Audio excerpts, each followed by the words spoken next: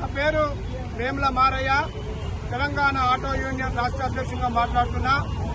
నెల రోజుల నుండి ఆటో ఎల్పీజీ గ్యాస్ లేక హైదరాబాద్ నగరంలో ఆటో డ్రైవర్లంతా వేలాది మంది లక్షలాది మంది ఇబ్బందులు పడుతుంటే ఈ రాష్ట్ర ప్రభుత్వం చోద్యం చూసి పట్టించుకుంటుంది. కాబట్టి ఈ రోజు ఈ రాష్ట్ర ప్రభుత్వం, కేంద్ర ప్రభుత్వం దిష్టి బొమ్మను ఈ నాచారం చౌరస్తాలో నిరసనగా దగ్నం చేసినాం. అదేవిధంగా మరి ఆటో కార్మికులందరం నాచారం ప్రాంతంలో ర్యాలీ నిర్వహించినాం. మరి ఈ సందర్భంగా ఈ రాష్ట్ర ముఖ్యమంత్రికి మేము డిమాండ్ చేస్తున్నాం.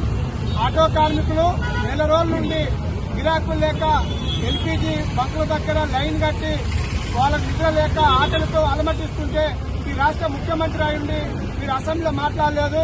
కాబట్టి వెంటనే కేంద్ర ప్రభుత్వానికి మీరు ముఖ్యమంత్రి హోదాలో లెటర్ రాసి ఈ గ్యాస్ కొరత నివారణకు చర్య తీసుకోవాలని చెప్పి మేము ఆటో యూనియన్ రాష్ట్ర కమిటీగా ఈ రాష్ట్ర ముఖ్యమంత్రికి డిమాండ్ చేస్తున్నాం.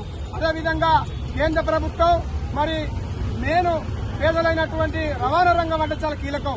మరి ఈ రవాణా రంగాన్ని పట్టించుకోకుండా మరి చోద్యం చేస్తుంది. కాబట్టి కేంద్ర ప్రభుత్వం నిరసన కూడా ఇలా దశబొమ్మ దగ్గర చేయడం జరిగింది. కాబట్టి వెంటనే ప్రభుత్వం ఏదైతే ఇప్పుడు ఎల్పీజీ, సిఎన్జీ గ్యాస్ కొరతకు మరి ఇబ్బందులు పడుతున్నామో ఈ కేంద్ర ప్రభుత్వం చర్య తీసుకోవాలని చెప్పి కోరుతున్నాం.